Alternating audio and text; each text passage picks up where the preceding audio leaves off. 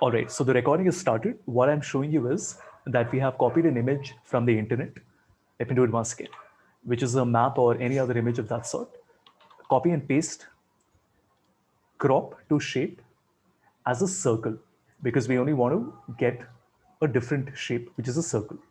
Again, click on crop, and now you can select the area that you want, which is, let's say, the Indian region. I'm not doing it 100% accuracy, but that's okay, right? We'll put it on top of the original image, and that looks like, just a moment. Yeah. So that looks like this.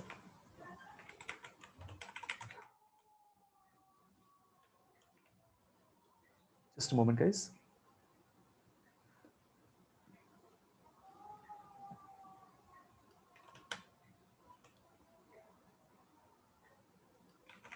And I think that should be okay. Perfect. Now, you and I know that there are two images, but to anybody who looks at it, it seems as if there's only one image, correct? Right click and duplicate the slide.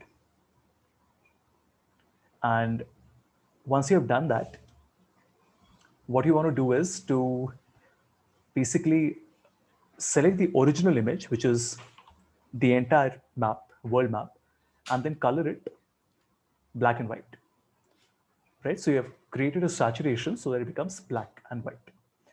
So now you notice only the second area has been highlighted, which is pretty cool. But we want to emphasize it even more. So I will click on picture effect and just apply a preset effect. You can select any one that you like, right? So I'm going to choose this one. If you want to really emphasize it, you can probably even increase the size just a tiny bit, maybe about 15, 20%. So it zooms in a little bit. But how do you transition from the first slide to the second slide? What is the continuity? To do that, we click on transitions and then select the morph effect, the very first one. Now see what will happen. So let me do that once again. You have the map. When you go from the first to the second slide, two things are happening, three things are happening. Number one, the original image becomes black and white. Number two, the selected area increases in size. Number three, the selected area also has a shape effect around the corners. Not the corner, but the boundary. This is how the effect is, right? Very cool. Now, imagine you want to show a different country. So I want to move it to North America. I will create a third slide, which is a duplicate. Right click and crop. Basically, we want to recrop the image because the underlying image is still there. Now I want to select, right? Let's say the entire North America region, right? Something like this.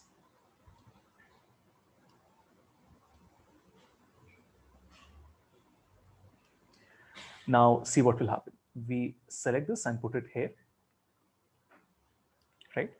And now when we go back to the slideshow mode, in the first click, we get this, and in the second click, it actually moves to a different area on the map. Right? So, yeah, I mean, it's a very smart thing, a lot of interesting ways in which you can play with the morph transition, whether it's an image or text or anything else for that matter. Right? Any questions, anyone?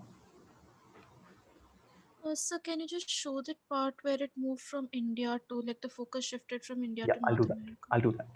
Just give me one moment. I have somebody from my team who wanted to join in, and I forgot to send in the link. Let me see how I can. For some reason, I can't seem to find it. Wait a second. So, how do I copy the? Just give me 30 seconds. So, meeting controls, and I'm just stopping the share for a moment. So, the recording is going on, and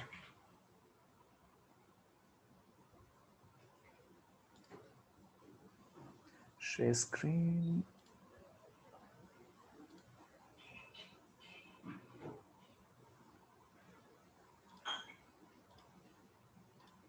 Okay, maybe I'll find it on the Zoom window only. So just give me a moment. Just give me a moment. Just won't take long. So this would be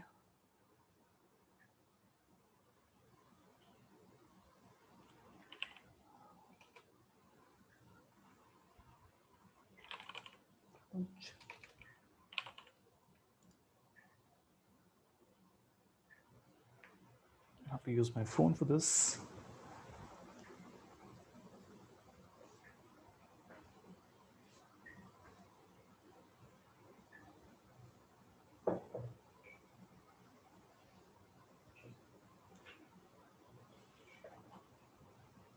Sorry guys, my bad. I should have done this earlier, but I will just finish this.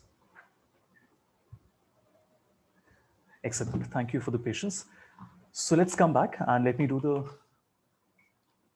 the movement from one country to the other once again. So you have the second slide, right click and duplicate. On the third one, how do you move it? How do you select the different area? Right click and crop again. So you notice that the background map is still there and I can just select a different part, let's say East Africa.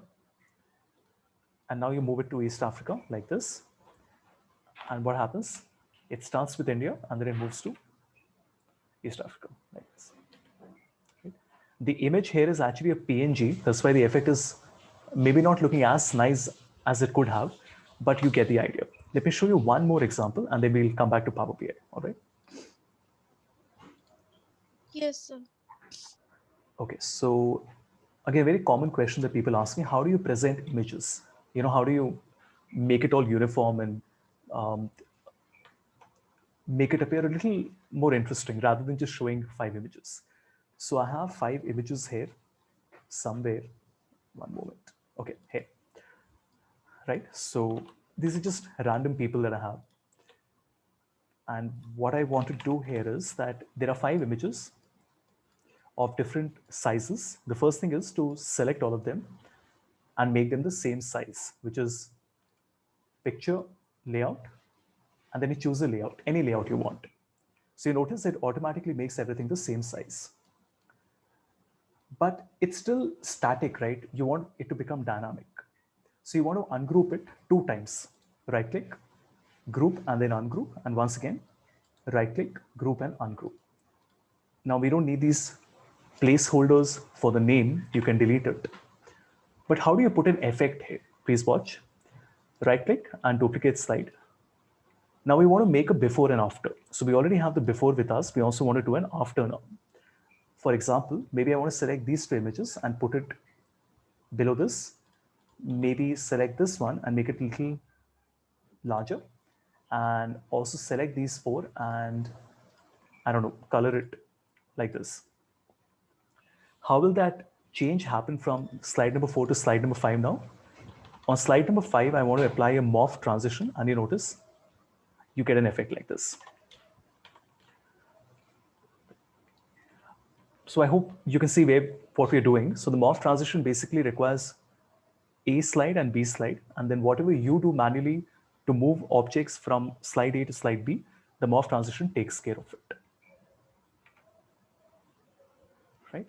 Now the same thing, let me just finish off with one last example. You can also use it with a smart art. So let's say I insert a simple smart art, which is my gear. I'm sure a lot of you would have seen this. What if you want them to rotate? Same steps, right click, group, ungroup. Once again, right click, group, ungroup. All right. How do you do it? Right click, duplicate slide. And on the second one, just rotate it. So this is clockwise, counterclockwise, and then clockwise once again. All right. Morph transition, and they rotate. Now there are limitations. The morph transition is fantastic, but you can't control it very finely. Like you can't control the speed and the number of rotations and things like that. Like if you wanted it to rotate exactly 5 times, then you have to do it manually. For example, I can select one of the cogs and go to animations and then apply a spin animation. So it starts to spin. How many times do you want it to spin? You can say that I want it to spin clockwise for exactly 5 times. Right? So it spins exactly 5 times while you're talking. So morph is not a replacement for proper animations. Proper animations are still required. But if you want a quick on-the-fly animation without having to do all the hard work behind it, the morph transition is a wonderful way of doing it. Right? So definitely explore this one. Okay.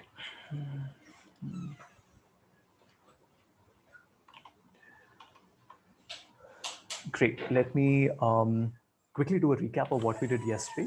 We won't spend a lot of time on it, but just a tiny bit.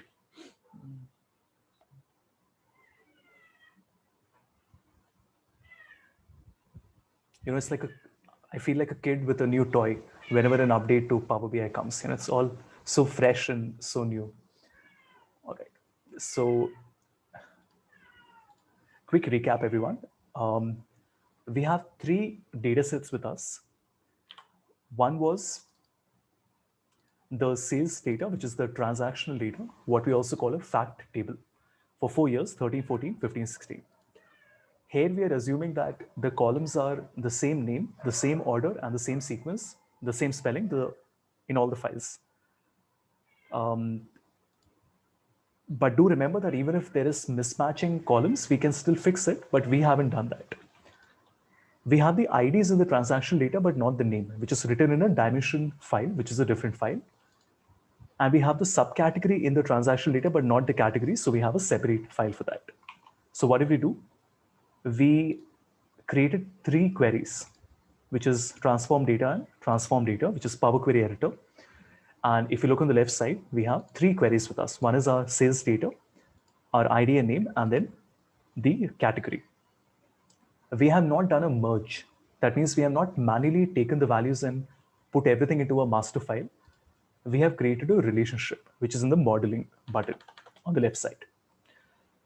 So here we can see that there is a one-to-many relationship between customer ID, and subcategory and subcategory, right?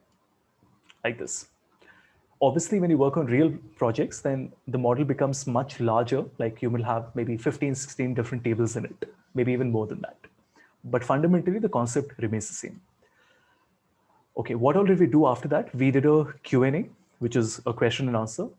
This does not require the internet, but if you do this on Excel, you have fewer options, plus it requires the internet. For this, you have a Q&A visual available here.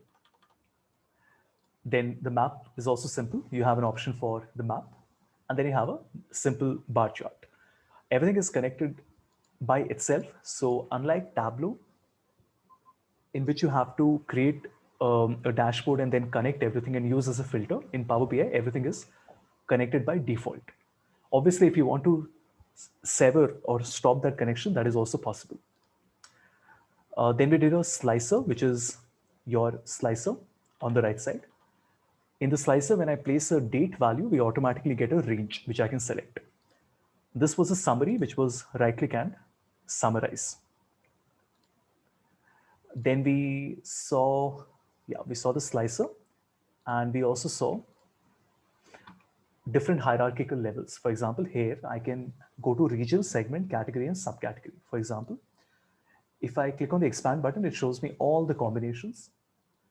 If I only want to drill down what you call a RCA, root cause analysis, and go within only one region, you can click on the drill down button and then click on South. It shows you the segments.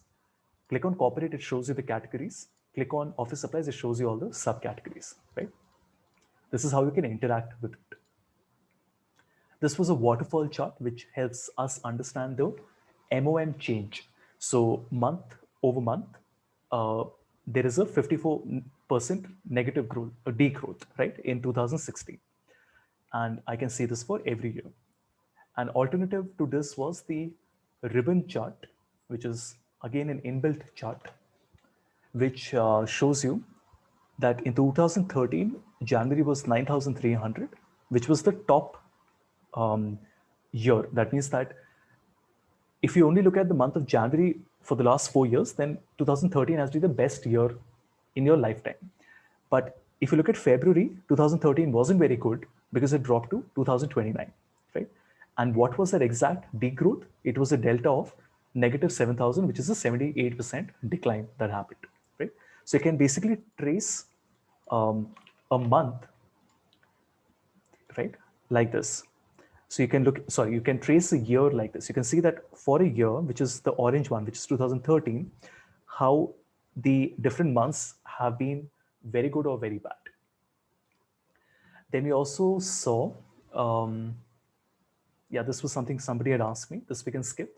We also saw custom visuals, which is what you can download from the marketplace by clicking on more visuals. There are more than 250 visuals available here. 95% of them are free of cost. Some of them are made by Microsoft, others are made by different companies. Like this is an interactive pie chart. You can actually click on the slices that you see. I also showed you how to not have a connection. So if you notice, when I click, it doesn't impact the other one. But it works the other way around. Like if I click on phones, then you notice that this is getting filtered. How did we do this? I click on my control chart, which is the pie chart, and in format, we have edit interactions. And at the top, we have highlight or filter, but we set it to none. This means that when I select anything here, it will not impact this one. If I set it to filter or highlight, you notice that it is impacting the second bar chart. All right. Okay. And then we had seen a trellis chart, which is called the infographic designer, this one, which is made by Microsoft. And basically it allows you to very quickly and very easily make multiple charts, right? Any questions so far, anyone, before we continue?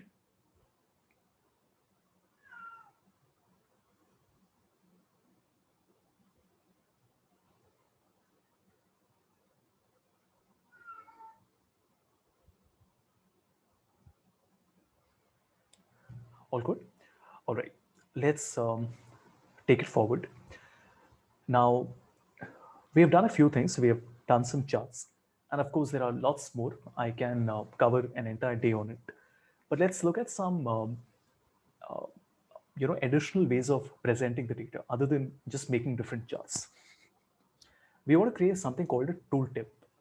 A tooltip basically means it's a chart within a chart. So let me show you how it looks.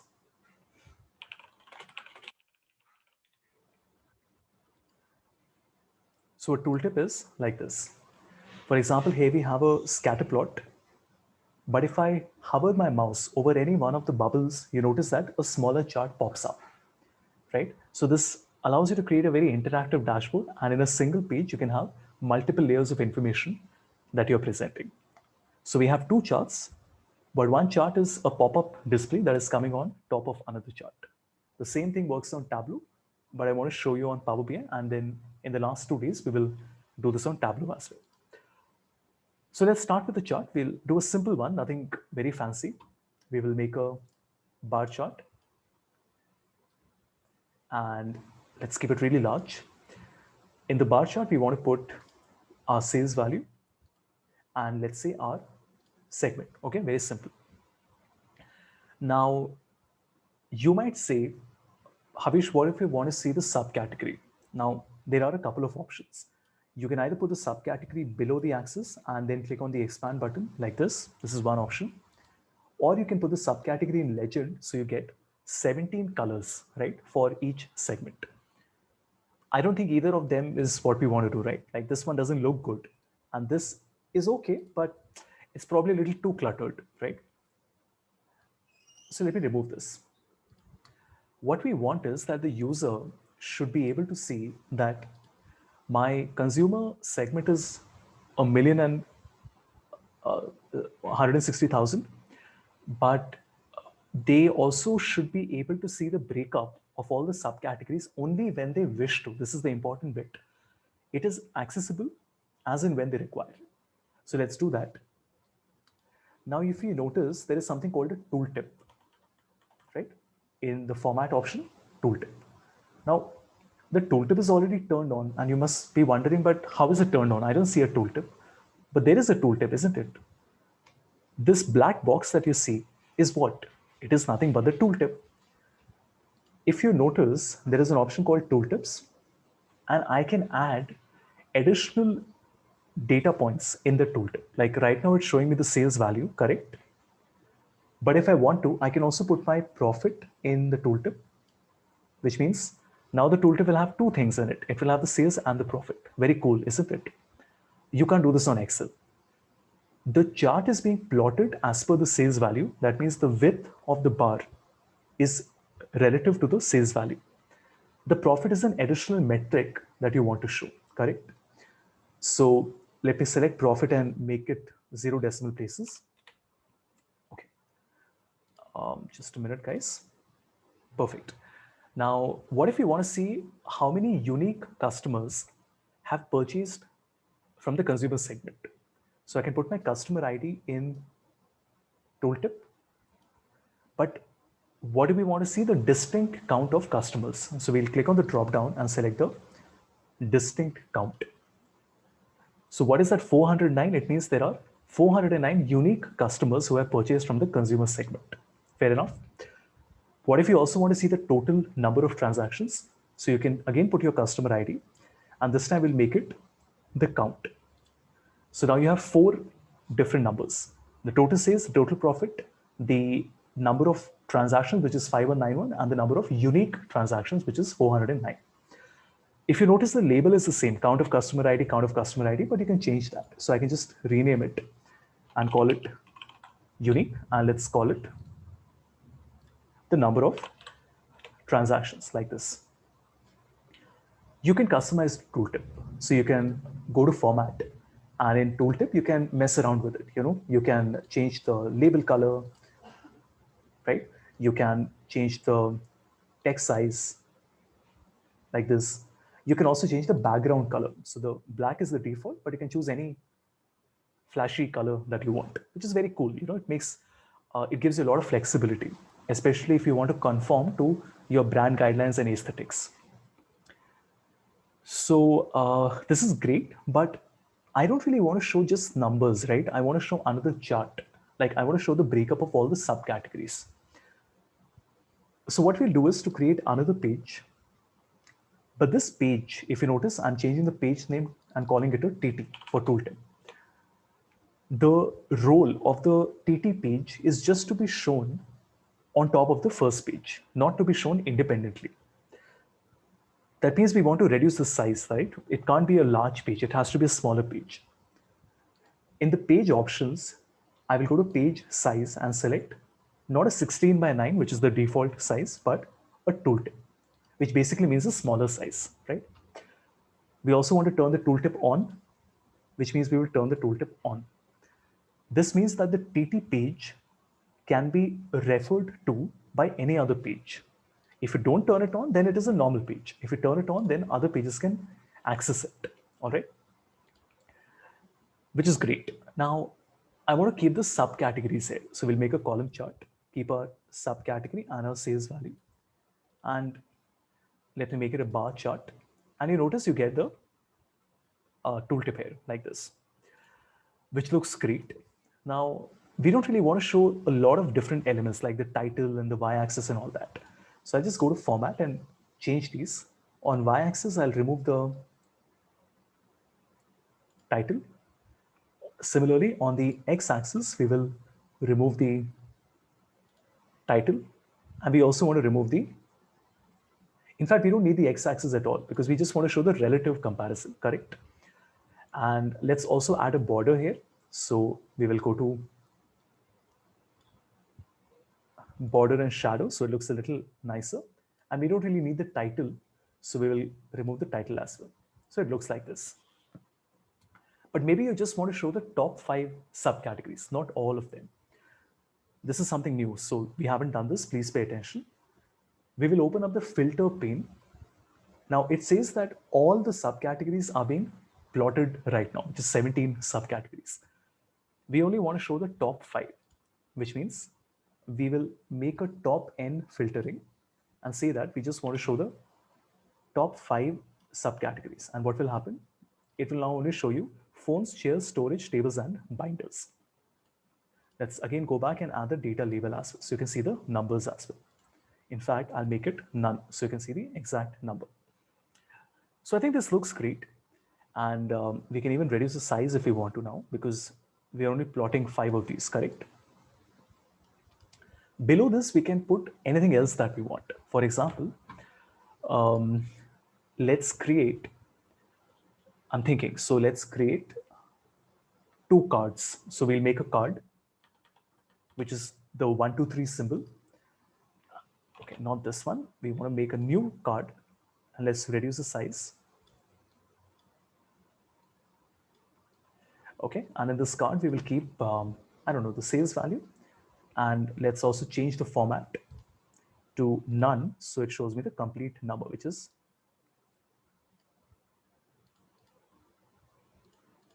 2297201. All right. Now let's see how to connect this tooltip with the previous page. Here we already have a tooltip, but we want to reconnect it to the new tooltip. So go to format and select tooltip, and then very nicely, do not select the auto page, but select the TT page, the tooltip that you have created. And what will happen now? As a user, look how I can go through the analysis. I can see that, oh, consumer is the largest segment at a million and 160,000. But if I want to see which are the top 5 selling subcategories, I can just take my mouse and it will show me chairs, phones, binders, storage, and tables, right? Same thing, I can go to corporate and I can go to home office. So if you notice, chairs is the largest selling subcategory in consumer. In the corporate segment, chairs again, but in the home office segment, phones is the largest selling subcategory, like this. Right? Any questions? Sorry, repeat, how did you make that TT part of toolkit? I missed. How did I make the page, or how did I connect it? Yeah, the page, how did you make that as a toolkit? Yeah, this is, so basically this is just a page. You just click on the plus sign and make a new page. But because you want the page to be smaller in size, you have to make sure to go to format, and in page size, change the type to a tooltip. Okay, thank you, sir. And in page information, turn the tooltip on. Now, everyone, remember, you're not restricted by this 320 into 240. You can put any custom size that you want. For example, maybe I wanted to have it as, let's say, 500 is the width and 240 is the height. You could have done this as well. It's completely up to you. Maybe here I want to put another chart. So let me make another chart in which we will keep our segment, for example. No, segment we already have, so we can keep the shipping mode, right? So I'll keep the shipping mode inside and my sales value. And let's make this a pie chart, right? Like this. But that doesn't look good. So I don't know what to keep. Anyway, we can do this. So here we have the shipping mode, and now you notice you have both these things, right? You have the top 5 subcategories as well as the shipping mode, like this. How did you connect that? Yeah, so you select the visual to which you want to connect a tooltip, then go to format, select tooltip, and then simply select the page that you have created. Of course, you can create multiple tooltips, but at one given point of time, you can only connect it to one tooltip.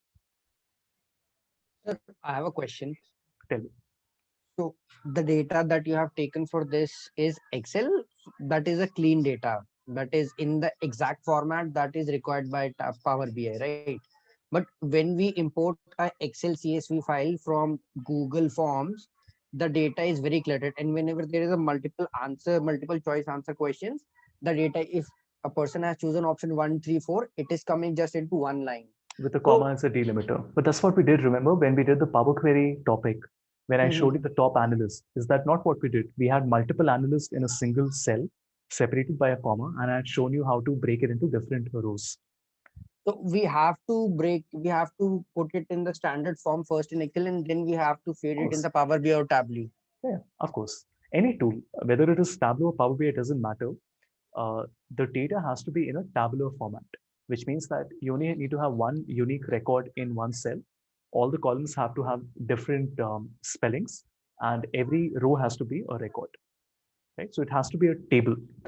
What you get from a Google form output is not a table, because you have multiple values in a single cell, right? So you have to first break it. Yeah, but you have to do that. There's no other option. Okay, so I'll do it. In case I face any difficulty, I'll get back to you. But I hope you remember the Power Query example, right? So that is exactly. Why do you think I cover that example? Because whenever you get any survey data, and believe me, it's not just with Google Forms. Like I work with Gallup and Qualtrics. These are super expensive tools. But even they have the same issue. The export always comes like this, which is okay. There's nothing wrong with it, right? So don't call it cluttered. Let's just say that we have to prep it a little bit to be able to do analysis on it. But the data is super clean. There is nothing wrong with the data. Right, sir. Thank you. Good. Any other question, anyone? Right. So I've given you the fundamental. Now you know that you can connect any two charts with each other. Plus you can have a tooltip like this. Right now it's all very boring, but you know what I want to show you, right? Like I'll give you an example of how a nice tooltip can be created. See, this is more on the lines of design. Like you have to spend some time and get the right colors and get the right charts and all of that. So let me show you an HR data set. This is also on my website, havishamconsulting.com. So you can go here and have a look. Look at this. What all do we have here? We have a HR data set, just one page with the total income, hourly rate, headcount, average age, and average income, right? We have the gender split. We have the companies worked for as per the department. And we also have the gender split as per the different department, R&D, sales, and HR, human resource. So, and this is a slicer for the years at company. So obviously this is dynamic, but watch this. If I want to see more details about men, which is what is the survey feedback that came, I just have to take my mouse to this box and it will show me. What is it? It's a tooltip, right? Now you might be saying, but how do you have three small charts here and how are these images coming in? That is just the formatting side of it, right? If you notice, I've kept the sales, R&D, HR only one time, which is the common y-axis, and I've kept three charts next to each other. So this is not a special chart, it's just a normal bar chart. I have just sort of created in such a way that it looks nicer. Same thing, look at this tooltip, right? So we have a tree map and two numbers at the bottom. Here also we have a different tooltip. Right? I'll show you How one. did you manage to put image or icon next to Insert it? You image. put it in the image over there. Insert image. Just click on, like you do on PowerPoint, just insert a image, that's all. Oh, right. Sir. On any page or a tooltip, you can insert images. So this remains dynamic. Like if It is- you have put it on website, right? It is dynamic, yeah. It's embedded on my website. Yeah. Same thing can be done on Word and all, right? Is it possible? On Word. Maybe when you're making your reports. No. So how do you present your reports? Like on Power BI service, like if I have to present, let's say this one to my client, app.powerbi.com, I'll open the very same one. So my workspace and website HR2, right? I'll click on the slideshow mode, which is full screen, similar to PowerPoint, and I'll present it like this. okay, great. Now, how do I send it to a client? I can simply share, and I want to share the report, and I can just send them this link that you see, and they only have to open this link on their browser. They don't even have to install anything. They will also be able to interact with it. But do remember, for the sharing bit, I and the recipient both need to have a pro account. Otherwise, the sharing will not work. Okay. Like if you guys have seen Microsoft Teams, now within Microsoft Teams, Power BI has been integrated. Let me show it to you. I said, ask me to sign in. This is not good. So, sir, like Tableau, we can publish it. In Tableau, we can publish it online and people can go and interact it. They just need to have the link. Absolutely. We can do that with BI as well. Absolutely. Just click on the publish button, and similar to Tableau, there is a public gallery and people can see it. But we need a pro account, right, for that? Not for a public display, right? So if you want to put it as a public report, for example, let's say like this data, everyone, is not confidential data. It is just a data set I found on Kaggle, right? So what do? Please watch. I will say share, embed report, and I will say publish to web. So when you click on this, it will give you a warning that, see, the moment I do this, the data will also become public, not just the report, right? And this is the link that I can send to anybody. I can send it to you right now. Why don't you try this out? Let me just come to the chat window. Just see if all of you are able to open it. I think you should be. Wait. It's my chat.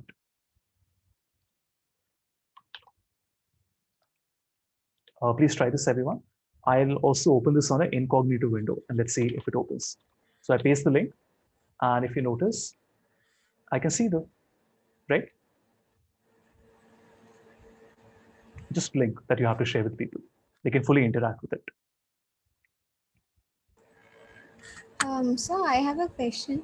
Tell me. Like over here, you have like embedded multiple power tooltip function, multiple pages. Yep. But when you were showing us in the while we are embedding it, only one option is coming. Like at a time, only one tooltip. They're not multiple pages. See, every chart is connected to one tooltip. Like my average age by gender is one tooltip. This smaller rectangle you see. Department wise is a different tooltip, and then companies work for is a different tooltip. 3 charts, No, each chart I connected to a think different tooltip. okay. So on one page you have multiple charts See, of different guys, pages, which are I have one page where there are 3 charts. I have created 3 charts and I've created 3 tooltips. Make sense? And then each chart is okay. connected to So Can- each chart can have another different tooltips. yeah, absolutely. Okay, Like, I thought one page will have only no, one tooltip. not at all. Not at all. Each chart can be connected to a different tooltip, right? Which is what we have done here. So 3 charts, each chart has a distinct tooltip, right? So I hope the sharing bit is also clear. So share, embed report, publish to web, and you can just share a link with anyone. They don't need to install anything. They don't even need to create an account. All they have to do is just open a window, paste the link here, and they can access it, right? But this is unencrypted, unsafe data because somebody can access the data as well. So you can't do this with client projects. But if you're working as a journalist or public data, or maybe you guys as a student want to create a portfolio, this is a wonderful way of doing it, right? Like let's say you want to speak to a recruiter or I don't know, send it to somebody for a live project. Just send them the link. So this is the process, right? So just Sir, like this is public, but can someone access this without having the link? I'm confused when you If say I want to access this sheet of yours, but I don't have the link, can I access it? Just in Unless you, Tableau, in Tableau, you have to go to their website and there is a gallery. You can search there. same thing. If I publish this to the gallery, so just like you have the Tableau gallery, we have Okay, a Power BI data stories gallery as well, right? Okay, got it, sir. Exactly the same thing, guys. Okay, it's a public gallery where people from around the world can showcase their work. For example, if you notice, people have created different reports, right? But this is something which has been published to the gallery, right? Let me show you.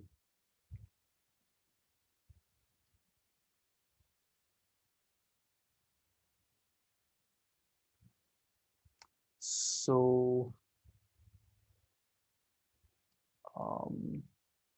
1 second. Like I have published my finance dashboard here.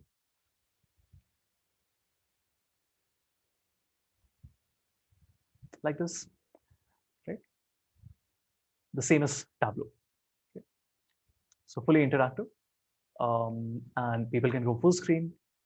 People can share it with other people, what you can do on Tableau as well, like this. Right? And this is my link for the specific dashboard that I have created. Right? Good. So I think lots of small questions, and hopefully all of them have been answered. Just one other thing I wanted to show you. Please tell me. Excuse me, sir. So the years in company and all those tabs on the right, number of companies worked and average income, how are they Bookmarks. being linked to the ground? They're just bookmarks.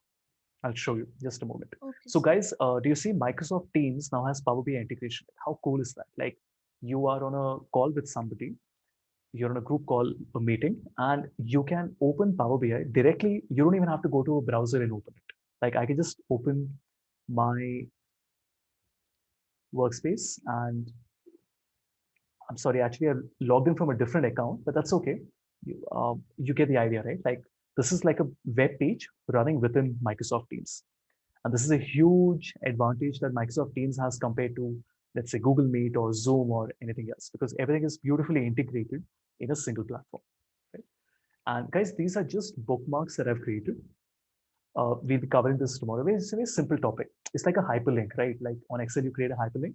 That is what I've done here. Yes. Yes. Sir, how you have created that Marquee in your finance dashboard? Yeah, so that's just a custom visual. So more visuals, and it's called the scroller. I will not even download it because you can see how this looks. It's called the scroller, everyone. What does it do? It's like a stock market scroller. It's a bar at the top. Whatever value you put in, it will keep on scrolling from left to right, right? Like this. And you know, this is the beauty of Power BI. Any developer from around the world has an idea and they can create an app, create a visual, which is great because with Tableau, the problem is you have to do everything yourself. But in Power BI, it's a more open community. And then different people have their own things that they create like this. Yeah. Sir, is VBA script can be added to Power BI? Has nothing to do with Power BI. Visual Basic for application works on Excel. That is the backbone of Excel. Now Excel, of course, has shifted to TypeScript, but VBA still works on it. Power BI has absolutely nothing to do with VBA. Power BI works on DAX, data analysis expressions, which we'll be covering, and Power Query, which is MCode. VBA has nothing to do with this. Okay, sir. VBA is only for Excel. Good. Any other question, anyone? All right. Now, I have a question for you. What is the average, everyone? What is the average sale for every region? This is very simple. I can just make a bar chart. I can put my region and my sales, my data label. But then how do I see the average? I will simply click on sales and change it to average. Everyone, all clear? This is very simple. There are a certain number of transactions in South. And what are we doing? We are simply averaging them out, right? But here's my question, and listen carefully. South has a certain number of states in it, right? Let's say 12 states. What is the average of the total of those states? How do you find that? We can see how many states it has. For example, if I make a table and I put my region and my state here, you will notice that. Let's look at the central, let's look at South. So how many states does South have? It has Alabama, Arkansas, Florida, Georgia, Kentucky, Louisiana, Mississippi, North Carolina, South Carolina, Tennessee. So it would be 9, right? So we have 1, 2, 3, 4, 5, 6, 7, 8, 9, 10, 11. So we have 11 states in the southern region. Now, obviously, all the states have a sales value, which also we can see. So if you notice, in South, we have 89,000, 49,000, all the way up to 70,000. What do I want to find? Listen carefully. I want to find the average of all of these numbers, right? How do you do that? Do you see the business importance? Like if my manager asks me, Havish, what is the average in South? I will say it's 242. That means that if I look at all the individual transactions in South and I average them out, then on an average, every transaction size is 242, correct? But if my manager says that you are handling 11 states in the South, and what is the average that each state is doing? How do you find that out? Tooltip will work over here again, the same thing. No. You know why? The problem here is that this is what we call a level of aggregation or a level of detail. The problem is that when I look at South and 242, it is basically averaging every single transaction. It is not summing up each state separately. So let me quickly open it on Excel and show it to you once there. It will become clearer because now we're getting into more advanced territory. All right. So I already have my sales data. Let me just copy the data and put it on an Excel file. So we'll do it once manually, and then we'll compare the numbers with what we do on Power BI. So let's make a pivot table, everyone. We will keep our state and our region. So basically, you're asking in South per region, what is the average sale? In the South region, on an average, how much does the state perform? Yes, sir. See, if let's talk about India, right?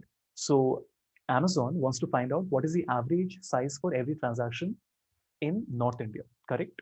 Or let's say India, let's keep it simple. Amazon says, what is the average size of every transaction? Let's say it is 200 rupees.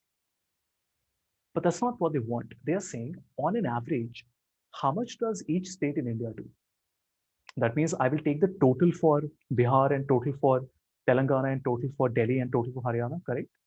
I will take the sum of sales for each state in the country, whatever 30, 31 states are there, and then we will average out the sum. So I hope you can see the business importance. Like, this is a real question I'm asking you. If I ask you what is the average sale, you will just take all the transactions and divide by the count, correct? Sum divided by count. But then if I ask you on an average, how much does every state do? For that, you first have to sum up all the states, which is what we're doing here. Everyone, please watch. So you notice this is the sum of all the states in South. So how will I find the average now? I will have to find the average of the sum, which will give me 35,613. Any question on this, anyone? But does this is small doubt, like Okay. in India, is it like how can you compare UP to Goa? Just a small example. What does this figure mean in that context? Because Which some state state, is, yeah, which state is doing most sales or ticket size of each See. state on average? Okay, hold on. Let's say I look at the top 10 states in the country, okay, for Amazon. So you have the metropolitans and maybe the larger states, MP and UP. Forget all the others, right? If I'm only looking at the top 10 states in the country, and then I ask you, on an average, how much is each state doing? Is that not a relevant question? yes. Now it, For my now it top makes 10 states, how much is on an average? Like that's a let's say there's a new manager who has come in. Isn't that the first question you will say? On an average, how much do my top 10 states do? But that doesn't mean that you want to find the average of each transaction. You want to find the average of the sum of each of the states, correct? Now, this is the number we want, everyone, 35,000. Let's look at East. East will be the average of the sum of all the states, which is 48,000. Now, you might say, but this calculation is not really difficult, but it's a two-step calculation. I have to make the pivot also, then I have to do this manual calculation as well, correct? Plus, it's not interactive. This is the number I want. So let's come back to Power BI. Now, please watch this. DAX is difficult, okay? And that's the reason Microsoft has given you these automatic calculations. How do you do that? First, let's see how to do a manual calculation. Then we will come to the automatic one. If I wanted to find the profit margin, what will I do? I will put let me just make a new pivot table, everyone, because this is something which we have to spend time on. So let's say I have all my regions here. Sales and profit. Just try to remember how we had done this in Power Pivot. Remember we went to Power Pivot and we created a measure, which was sum of profit by sum of sales. If I do it manually, how will I do it? I'll say equal to profit divided by sales, convert it to a percentage, and what will we get? 12.46% for the entire business, correct? These numbers is what we want to calculate in Power BI, which is the profit margin. Let's see how we do it. We will click on New Measure in the Home tab. So a formula bar opens up and we want to give it a name. So let's call this the profit margin. What is my profit margin? It is the aggregation divided by the aggregation. That means the total profit by the total sales, which means the sum of profit. Now, why does it say sales profit? Because sales is the name of the table and profit is the column, divided by the sum of the sales amount. Now, unlike Excel, like we would have expected the answer to be 12.46%, correct? But you notice that when you press enter, there is no result that comes. Only a measure is created here on the right with a calculator symbol on it. Those of you who work on Tableau, This is like a calculated field that you're creating, all right? Um, if you haven't worked on Tableau yet, don't worry. For the ones who do work on Tableau, this is a calculated field. But I don't want to see the number, right? I want to see if it is actually 12.46 or not. So let me make a card, okay? And let me also make sure this is a percentage with 2 decimal places. So when I put my profit margin here, you notice we get 12.47%, this one, right? Now, I also want to check the breakup for the region. So let's put it in a bar chart and put our region in axis.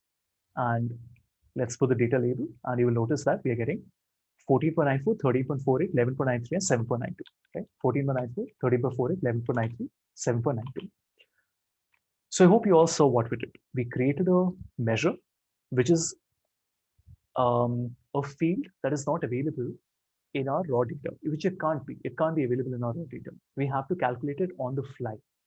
This is a DAX measure that we have created, right? Which has a calculator symbol. Any question on this, anyone?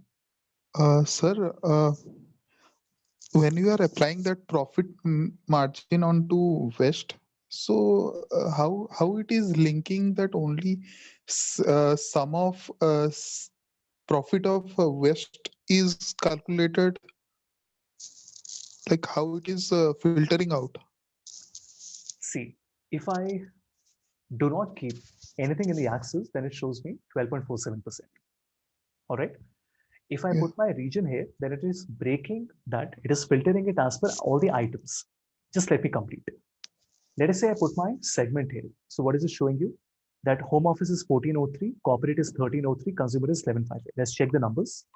If I come back here and I say that I want to look at the profit margin, not for my region, but for my business segment. Of course, here I'll have to do it manually. So I'll have to say equal to profit divided by sales, right? Consumer is 1155, corporate is 1302, home office is 1403.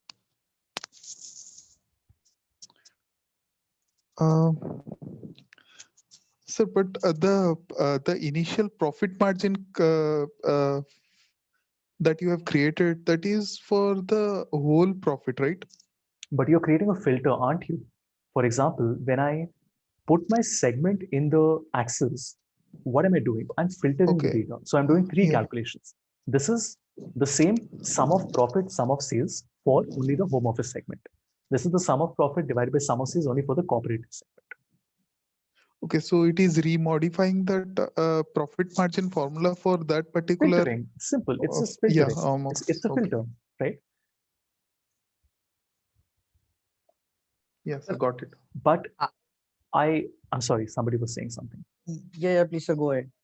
No, I was saying that I hope all of you can see that in Excel, it's not that it's not possible, but it requires a lot of manual work, doesn't it? Like for the region, I have to do a separate table, then I have to put the calculation.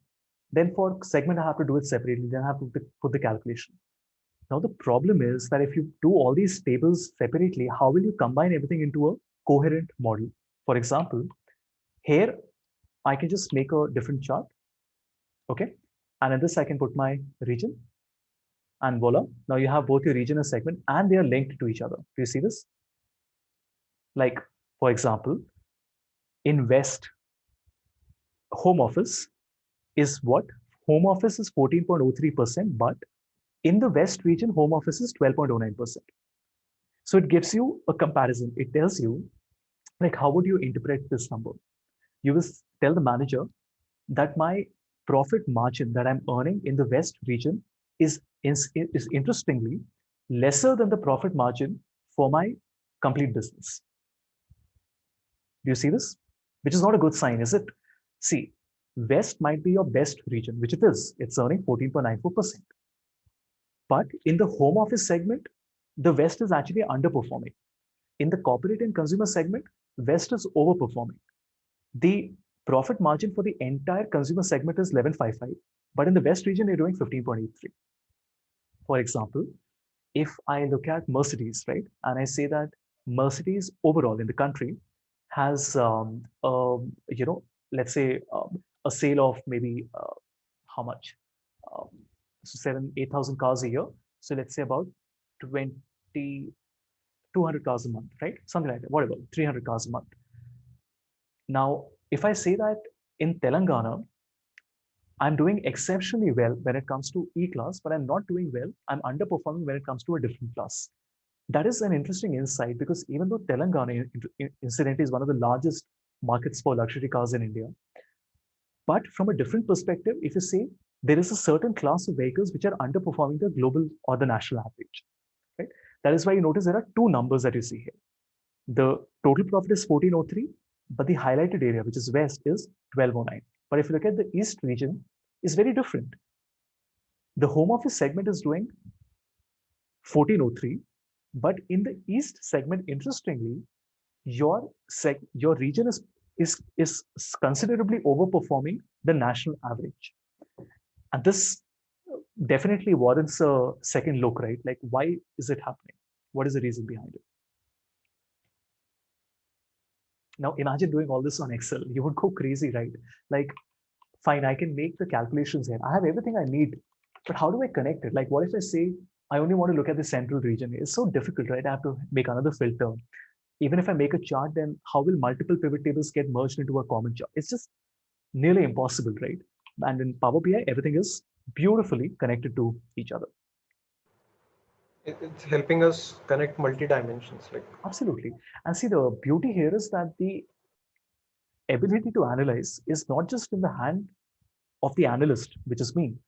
If I give it to a client, the client can play with it however they like. Like, for example, they say, you know what if I don't forget the segment but the category? They just remove the segment, they put the category inside.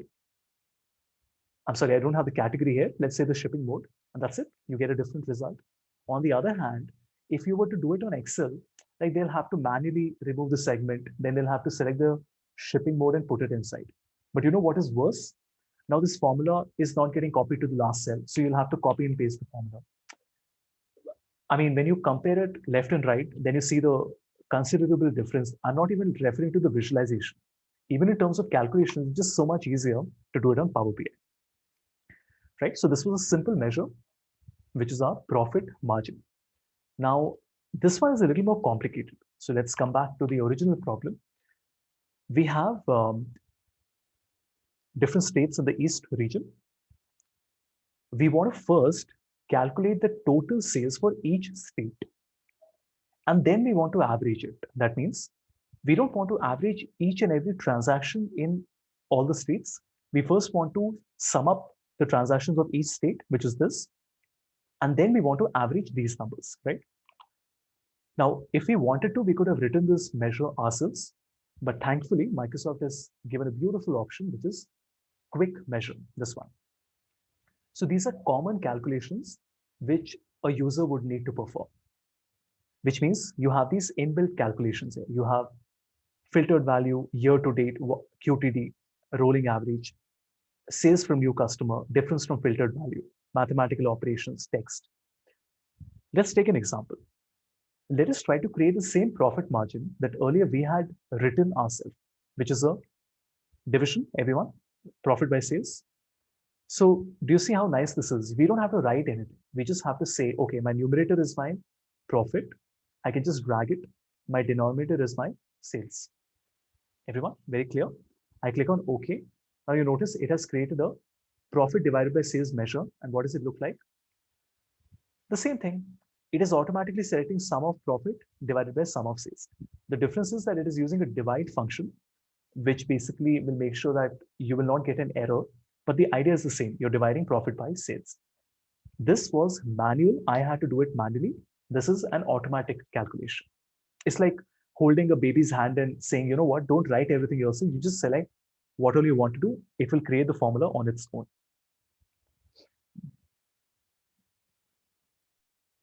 Sir, can we create it by using a Q&A? Create what? This measure profit divided by sales.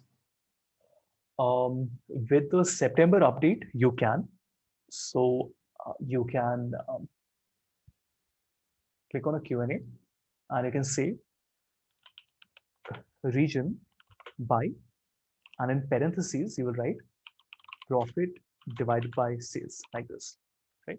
So you get the same result. let me show you. Right? So we'll get the profit divided by sales, and same result, right? Let me just make the other one manually so that you can compare it. Bar chart, region, profit margin, right?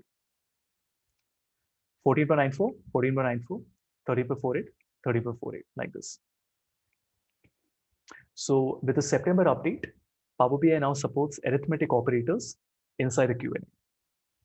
But this is not really a very good idea because now I can't use this profit by sales in any other chart. It is only for a quick analysis that I want to do, right? Sir, I have a query that is a bit off topic. So in Tableau, we have measures and dimensions, Yep. and we have Yeah, we here can you pick don't in. have it. So here, basically, measures here are these sigma values, which is your numbers, profit, quantity, sales, right? And dimensions here are all the others. So your order date, and these are text values. But there is no split between a dimension and a measure. Okay, so it's better in Power BI as compared to Tableau. Because here I can Same. drag I mean, and there drop is- and make it categorical or quantitative. That adds to the confusion. No, but that also gives you more flexibility, right? Like the ability to drag a measure into dimension and make it a bin is very handy. Like here, if you want to do it, everyone, please watch. For example, I have the profit here, okay? For some reason, I don't want my profit to be a number. I want it to be a text value. Maybe I want to create a histogram or something like that. What do? I will click on the profit measure, which is a sigma, and then I will change the data type from a decimal number to a text value. Same thing, you could have done this on Tableau as well, correct? Yes, sir. Only the approach, that's what I told you guys in the beginning. The point here is that once you learn one tool, learning the other one is simpler because fundamentally everything is the same. It's only the approach and the buttons and the layout which is a little different. All right. Good, guys. So now let's do the big one. I've shown you how to put a quick measure. Let's do it once again.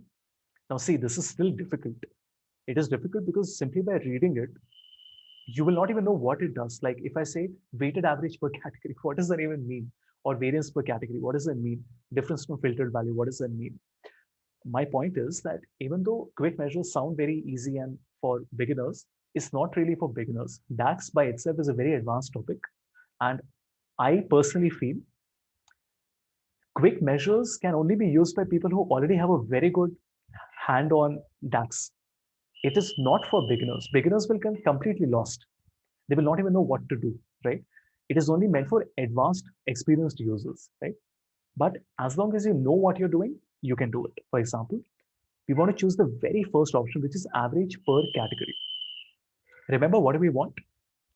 We want to find the average of all the states after summing up the sales for every single state. So I click on average per category. Now, what is my base value? My base value is obviously my sales. And what is my category? My category is my state. Before I press OK, think about it. What are we doing? We will first sum up all the states one by one, right? After I get the sum of all the states, then I will find the average, which is what we wanted, right? We wanted to find the sum of all the states, and then we wanted to find the average. Now look at this. Average after finding the sum of all the states. When I click on OK, you will notice that we have got another measure called sales average per state, which is exactly what we wanted. And this is how the DAX measure looks. Now, this is the point. Creating it is fairly simple. You do it 2 times, you get the hang of it. But will you understand what this is? Not really. You still have to understand what everything is, right? You have to know what is average X, what is keep filter, what is value, what is calculate. Everything is alien to you because it is not like Excel. And that is what I tell people, please, please, please do not use quick measures unless and until you know what you're doing. And you will only know what you're doing if you first start learning the basics of DAX. And that is why I showed you how to write a DAX measure. I will just give you a very high level overview. What we are doing here is values basically means that we are creating a list of all the states. Look at the description. So values returns a single column table of unique values. That means it is telling you all the states that are there, which are 49 states, which we have in the data set for US. What does keep filters mean? Keep filters means that we are changing the semantic. That means when I'm finding the average, I will not be averaging every transaction for each state. I will be keeping the sum of sales. That means I will not go within 13,000 and average all of these numbers, individual numbers. What will I do? I will hold on to this value. I will keep it constant, right? So what are we doing so far? We found the list of all the states. We summed up the sales value for each state, and then we kept that filter. Just think of it as English words. We found out the sum of the sales for each state like this. We held on to that filter, and then we found out the average like this, which is my average here. Okay? Now you must be wondering, why is it called an average X? Now see, it is difficult because you do have an average here, which is the arithmetic mean of all the numbers in the column, but average X is a arithmetic mean of a set of expressions evaluated over a table. Okay? So it's slightly different. Average X is used in conjunction with a calculate function, which is this one. Right? Calculate basically means that you can find the sum or the average, but also keep some filters in mind. Right? I know you will not understand it 100%, maybe 15, 20, 30%, which is okay. But at least I hope you can see the logic behind it. DAX is difficult. But let's first see if we're getting the correct numbers or not. We'll circle back to this, all right? Let me copy this.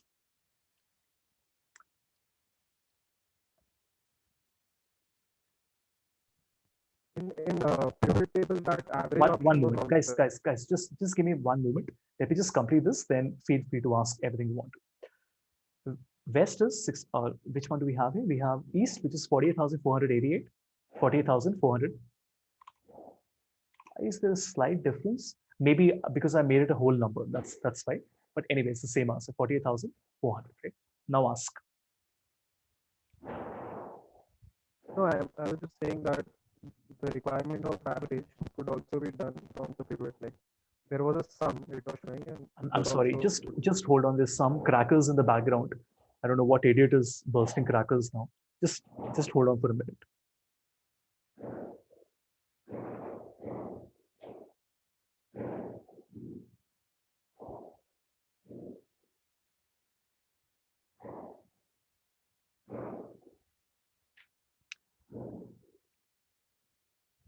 It's a little better.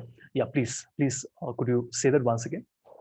No, I was just adding to the point. In Excel, we have that option of either summing or average or minimum, maximum. That options are there, right? In filter, in pivot table. This one you mean? Yeah, No, this is the average of all the transactions. This is not what we wanted. This will be a two-step operation. First, you will have to find the sum, and then you will have to find the average in a second step. Okay. There's no other way of doing it. Think about it. Take 2 minutes, guys. There is no other way to get this number 48,488 until and unless you do this calculation outside the pivot table. Because if I average here, what will happen? If you show me the average of all the transactions Connecticut and Delaware and Columbia, which is not what we want, it's not going to help me. Two-step operation. First, we sum up the sales for each state. We keep that filter, and then we average all these numbers. If you permit me, everyone, we will be doing this on. Tell me. Isn't this the same thing as summing the sales over individual records and then dividing it up? No, it's not. No, it's not. We are summing up the sales for all the states, and then we are finding the average of the total of the sales amount.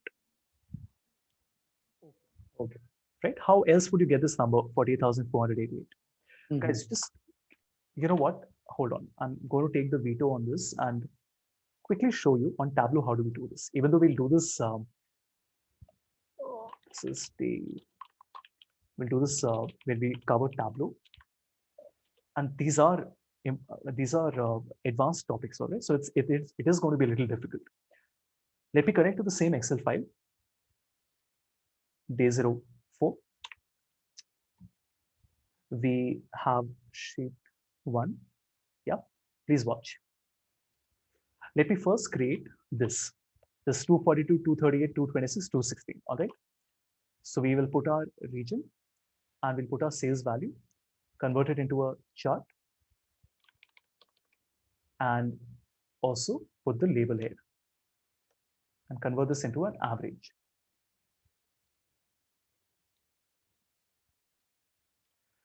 Everyone, I hope you can see this. So the south is 242, east is 238.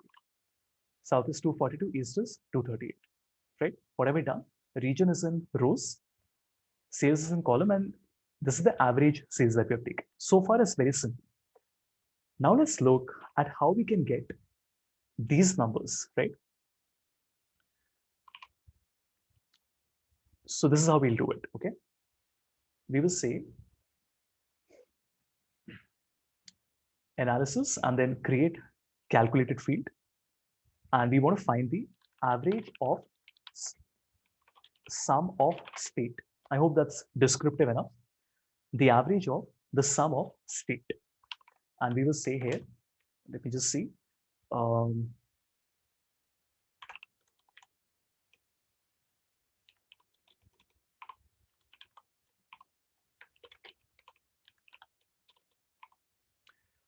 See, these curly braces that you see, everyone, this curly bracket, this is called a level of detail expression. What is called LOD.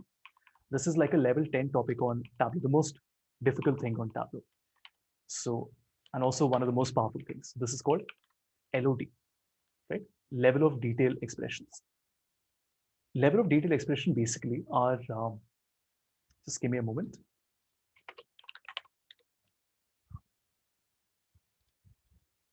What are they? They basically are expressions that give you more control on the level of granularity that you want to compute, right? So there are 3 of them: include, exclude, and fixed. It's exactly the same thing that we did in Power BI. Of course, we don't call it level of detail. We don't call it anything. It's just some functions that we write. But let's see what the result would be. Now, I hope you can broadly understand what we're doing. We are saying that I want to fix the state, okay, and find the sum of sales. So what will happen? It will not find the sum of sales for the entire country, but it will find 49 values. That means one sum of sales for each of the states. So we'll get our average of sum of state here. Let me put this also in the column. So we'll get a second chart. And in the second chart, let's make this the average first. And let's put this in label. Do you see the number 48488? Right? Don't worry about practice. Again and again, I'm repeating the same thing. You might not remember what button I pressed on and what formula I wrote and what character I wrote. You can just rewatch the video and do it. That's okay. The steps are not important, right? Whenever I learn something new, I never bother with the steps. I can always learn it. I can always watch a video. The point is I have to understand why are we doing it and how are we doing it. That's all. These specifics are not important. The how means what is the process that we are following. The takeaway should be that in Excel, it's manual. You first have to create a pivot table and then you have to find the average. In Power BI, you can use a quick measure where you keep the filter for all the states, hold on to that filter, and then you find the average X. In Tableau, you have to create a level of detail expression, which is like this. Fundamentally, the same thing. We are fixing the state and then summing up the sales. Now let's look at Power BI. In Power BI, what did we say? We said we are fixing, which means keep the filter for the state, which is fixed, and then we are finding the sum of sales. Right, everyone? Now you will say, but Havish, where is the average? We have done the average. Here the difference is we did the after we did it, we did the average here. So we have done an average here also. Right? First, summing up. After the sums are calculated, then you average the sums. All right. Take a breather. I'll also take a breather and get some water. And let me know if there's something you would like to ask.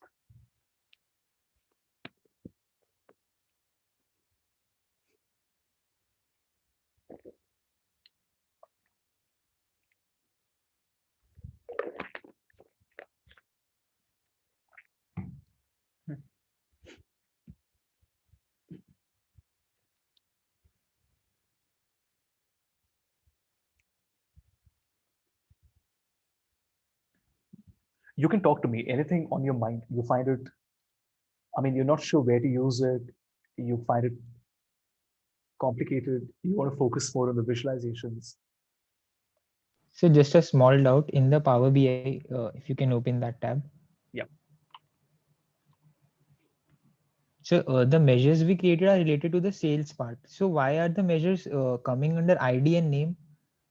Oh, no, that's just a table. I can put it inside any table. I can put it in the sales table also. Thank you. The measure is not within the ID and name table.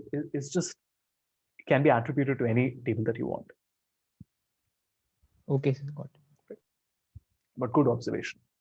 You can even make a new table which only has the measures in it, which is what we usually do. Like when we have 10, 15 measures that we have created, we always make sure to basically do this. Let me, Sorry, like Yeah. I think this doubt is getting repeated, but Yeah.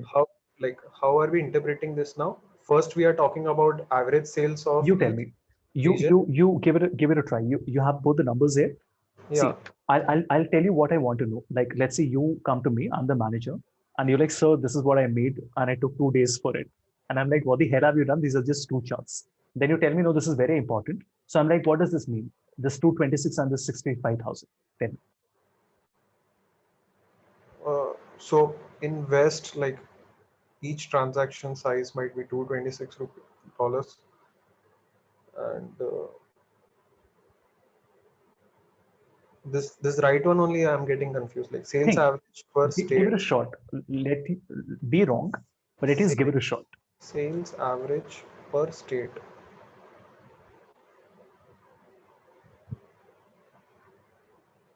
Actually, we did an average of all the states. Right. And in which region? The West region, right? Yeah, in West region of states of all the West region. So what are we saying? We are saying that, like, I would tell the client that on an average, if I look at all the transactions, West is the third best, which means South and East are much better. You know, the average ticket price is much better because we're doing 226 here, but we're doing 238 and 242 in my other two regions, correct? Yes. But as a region, obviously each region has a different regional manager. As a region, on an average, the states in the West region are doing 65,000. Right?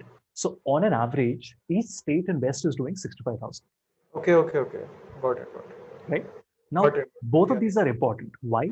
Because from a business performance perspective, if you look at South, it's very different. I mean, on an average, Yeah, this the is states, average of each on state. an average, the states in South only do 35,000, correct? True. But Yeah. if you look at the average transaction size, the transaction size is higher. Yeah, so maybe less people and more they have buying power, something like that. So what I would say is that because the average is lower, and you tell me what would this signify from a business perspective? If the average of the transaction is higher, but the total is So smaller, less number of transaction and each so transaction. less transactions. Yeah, This and means that if I only look at the 242, what will I come to? I'll come to a conclusion saying, oh, South is a very good region because South on an average does 242 more than all the other regions. but But that is not a true picture. Yeah. but it doesn't give a true picture. It doesn't give a complete picture because I'm not taking into account the number of transactions that are happening, right? Yeah. Of course, we are still not looking at the number of transactions, but this at least gives me a twofold perspective. Great. This is interesting. Now, I'll tell you exactly how we use it. From a campaign perspective, I want to roll out a campaign and it's a nationwide campaign, but I want to do a pilot.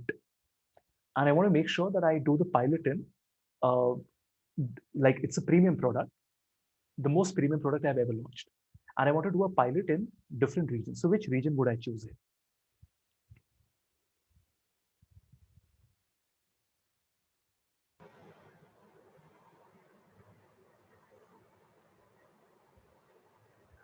Questions clear? South maybe. And why? Purchasing power is higher, I think, per Absolutely. transaction. Because on an average, the transaction size is higher in South. That means the basket size of a customer in South is actually higher. What does it signify? That their disposable income is more, right? That is why if I launch a product which is an upscale, right, there is a stronger possibility that that will succeed in the southern region. By the way, this is what we do. Like I was working with Reckitt for 3 years, right? So whenever we did a pilot, whenever we came up with a new product, like let's say there is a new variant of Dettol or there is a new size in Harpic, we would always test it. In fact, I don't know if you know this, but Tamil Nadu, Chennai, is the testing ground for all the FMCG companies in the country. Like if you go to a supermarket in Chennai, you will feel that you have come to a different country. You will find the same products that you know, Complan and Nestle and all, and you'll be like, how many variants do they have? Because that's considered the testing ground for the country, not Delhi. Now, for Reckitt at least, North India is much larger than South India. Okay, we had North, West, and then South. So South was actually not the largest in terms of the size. Okay, but if you look at it, South was largest in terms of the average transaction size. In fact, there should be a third thing that we show here. Like nowhere here are we showing the actual sales for each of the regions, right? So let me do that also. So we get a complete picture.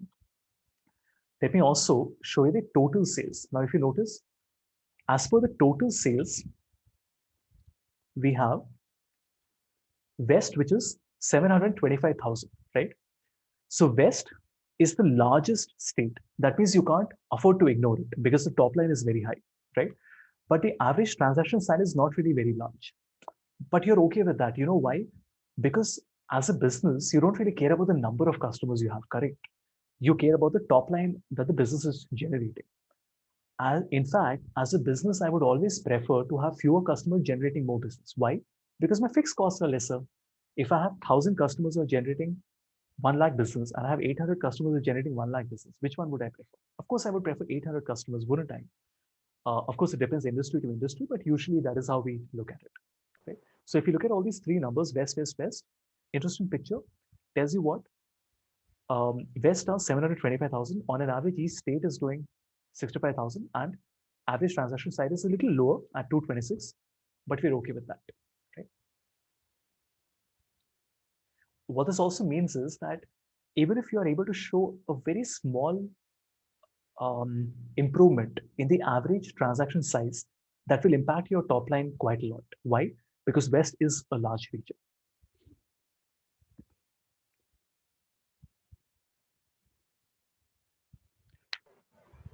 Okay. Anything else? Anyone? This was good. Like, yeah. Okay. Let's look at one more. So what we want to do here is to find the sales from new customer. We call it customer cohort. I don't know if have you guys studied cohort analysis by any chance? Yes, yes. You have, right?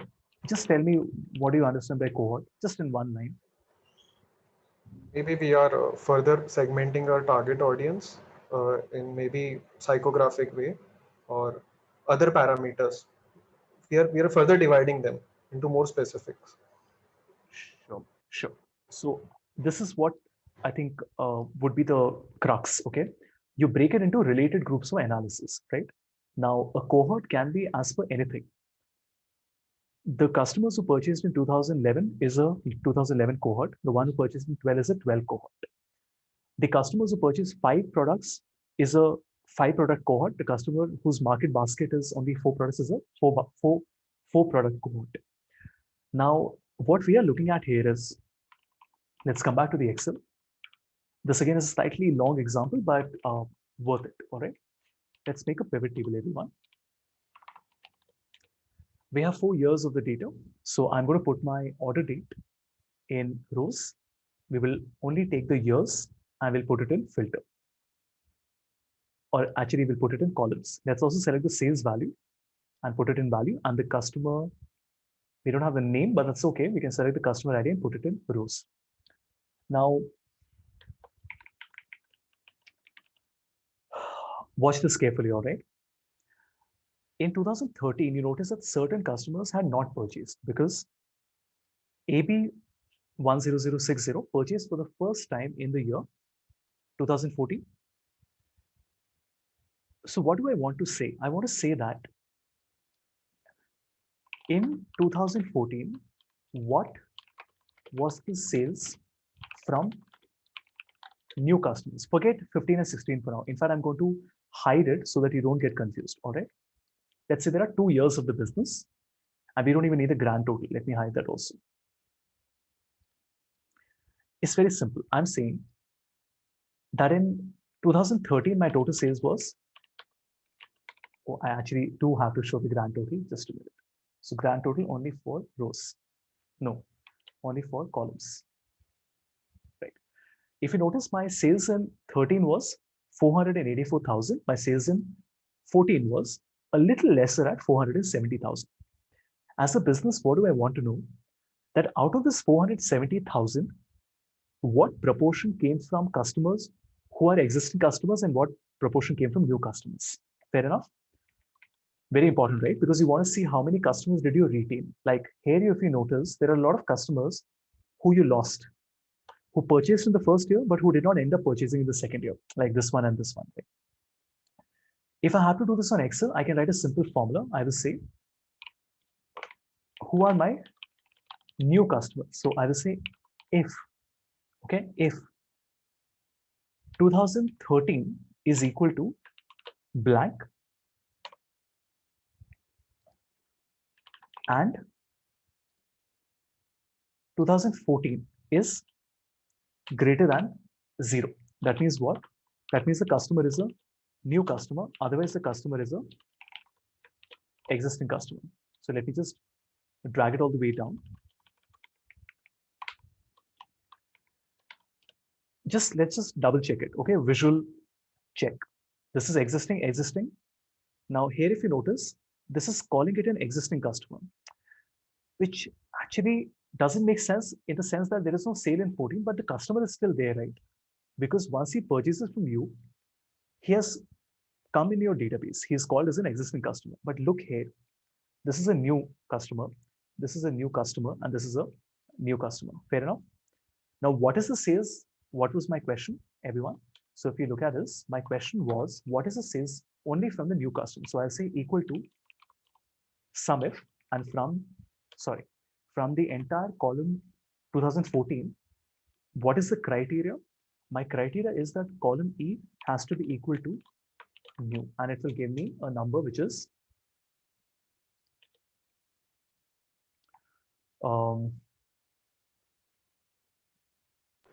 I think the column. No, that's okay. I have to put a comma here. Just a minute. Range is.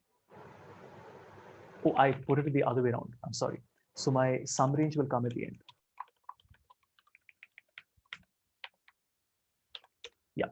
So if you notice, I'm saying that in 2014, what was our total sales, everyone? Let me just add it at the top.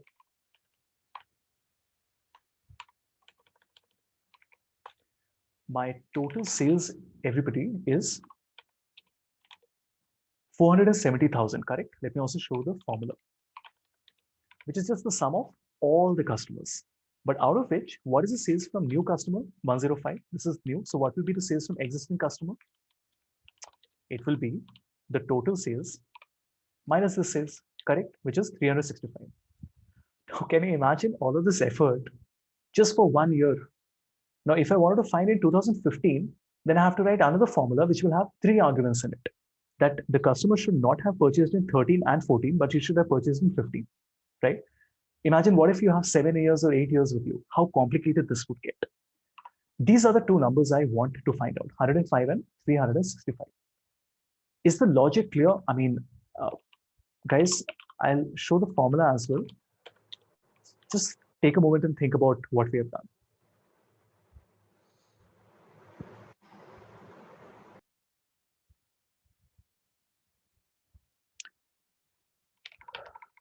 Write the formula here as well. First thing, I showed only 2 years, 13 and 14. Second thing, I created a column called column E, in which I split them. I said who's existing and who's new, because that created a filter for me. The total sales for 2014 is 470,000, which is great. As a business, I'm very disappointed because there is a small decline, correct? From 480, I dropped to 470, which is okay. But the more important question is, did I retain all my customers from previous year? Like all of the customers who purchased previous year, did they purchase this year also? And did they purchase more from me or did they purchase lesser from me? See, in business, what happens? There is a CAC, which is your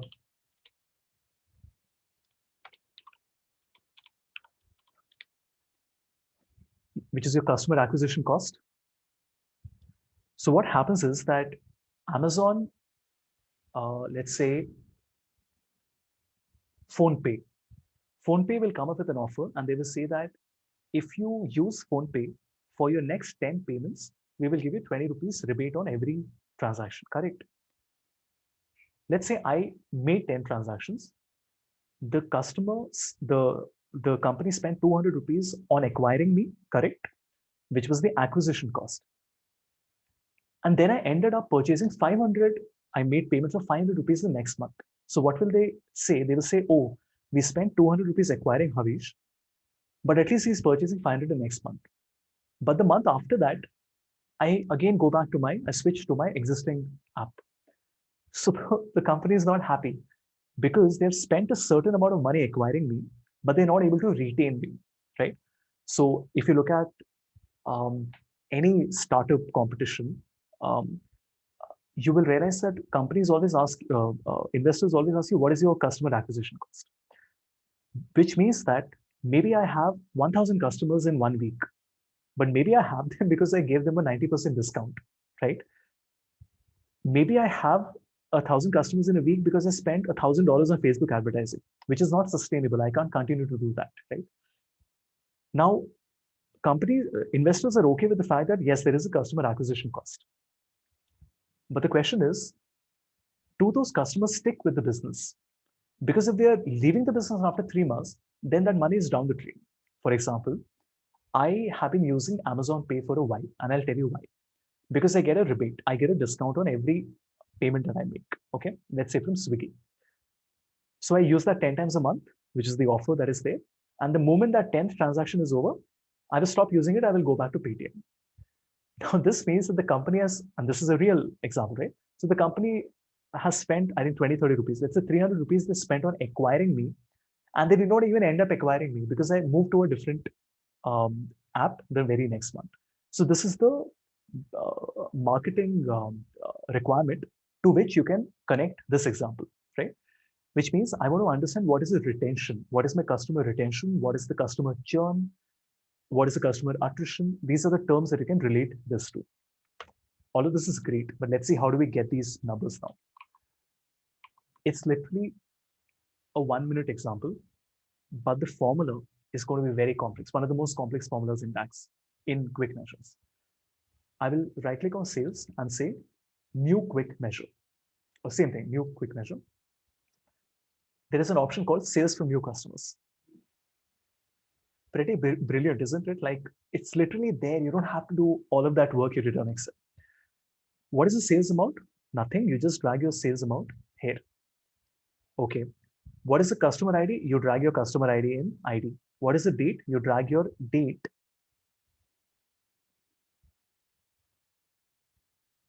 in date. That's all that you did. Look at the description. It says that calculates the sales on a date to customers who were making their first purchase. You might also use this quick measure to find the number of first. Anyway, you can leave that. Press OK. Don't look at the formula. Don't look at the formula. Let me first show you whether the result is coming or not. Okay. Let's make a chart. Let's put order date and sales value and label. This we already know, everyone. We have, remember, 484,000 and 470,000, which is what we have here. 484 and 470, which is the total sales for the entire year. The moment I put my sales for new customer ID also inside, you notice in the first year, obviously every customer was a new customer, so these two are mapping. But now it is telling you that the sales from new customer is 105,388, which is what we have here. Remember, the numbers are a little mismatched because I made that a whole number, right? That's the reason. But the same answer is coming here.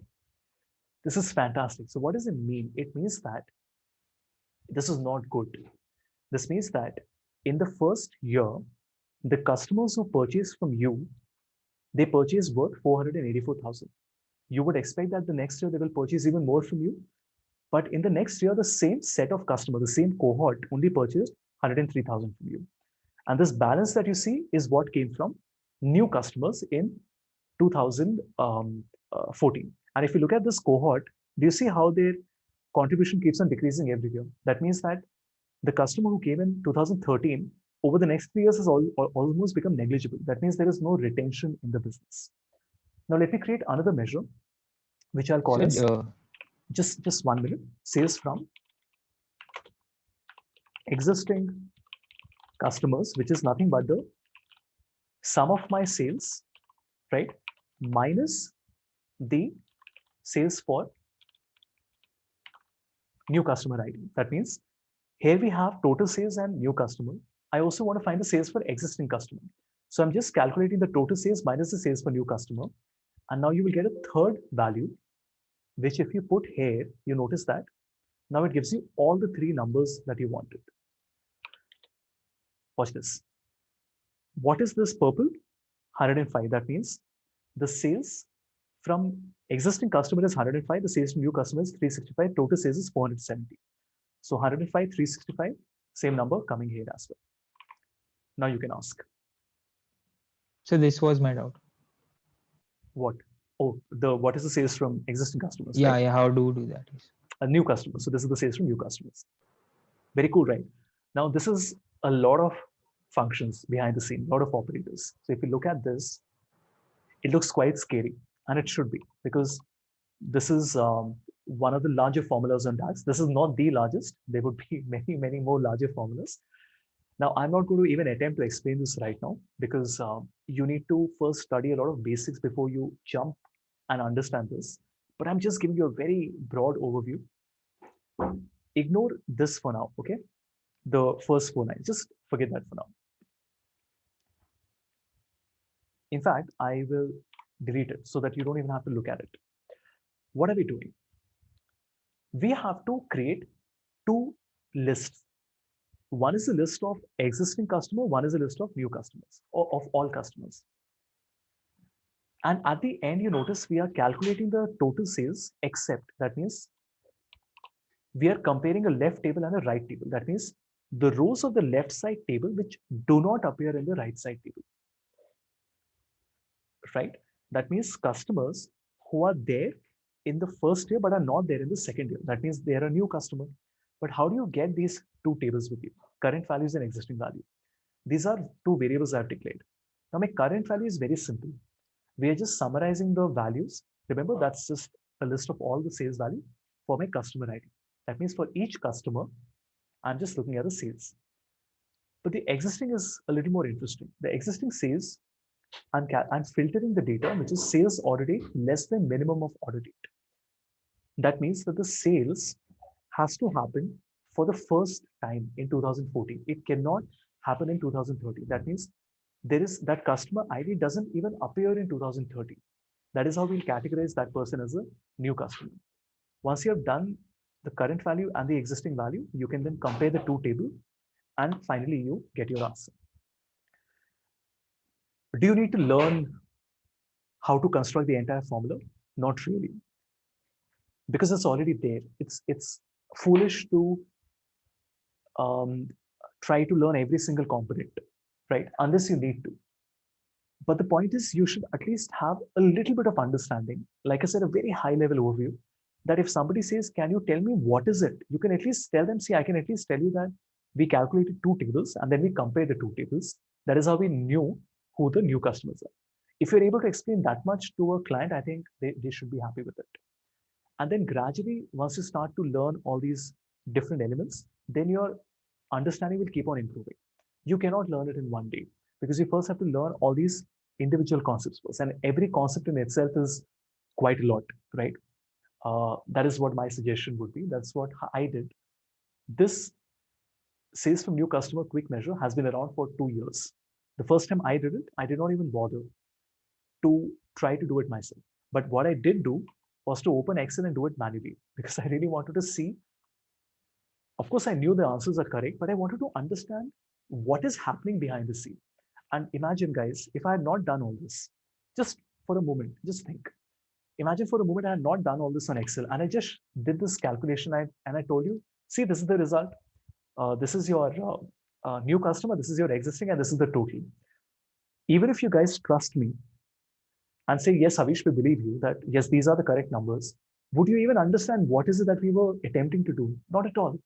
So at least by virtue of making the Excel, you know, oh, this is what we are trying to replicate on Power BI. Of course, using different functions and different operators, right?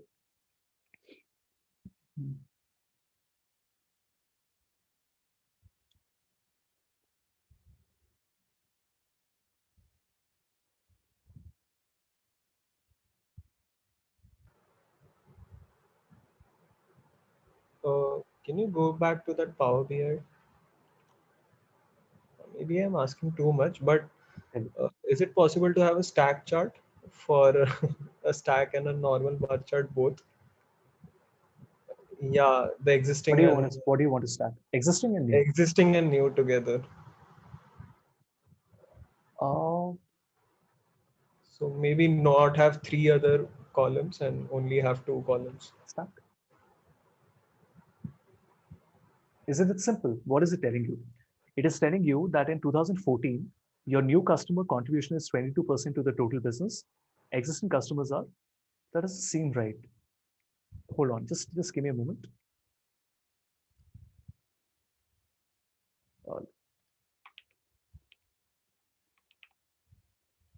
Just a moment. New customer is 105, existing is 365.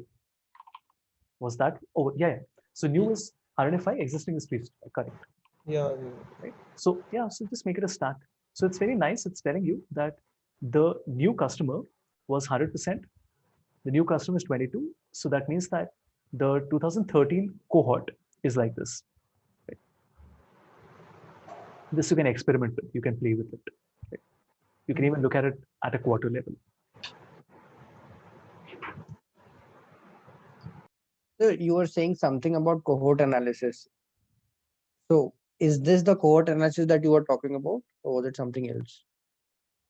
This is cohort. Like I can track this is not a complete example. We can do more things in it, but I want to do that in Tableau to see whether the 2013 cohort has been purchasing the same proportion every year or not.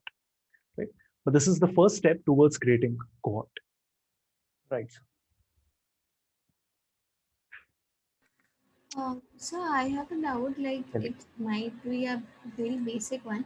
Yeah. Like for example, if it is like more than like there are 4 years, so in 2015, like new customers are those customers that are coming for that year, and the existing ones are might be that is coming from 2013 and also from 2014. Like they are being either. From like either.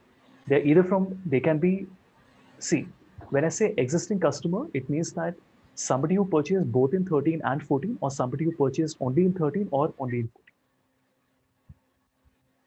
14. Okay, like in case that they have purchased from 2013 and not purchased in 2014, so yeah, that's not what we're looking at. That would be a completely different calculation. Different calculation. Here what we're saying is that an existing customer is somebody who's not, see, what you are referring to is a consistent customer, somebody who's purchasing every year.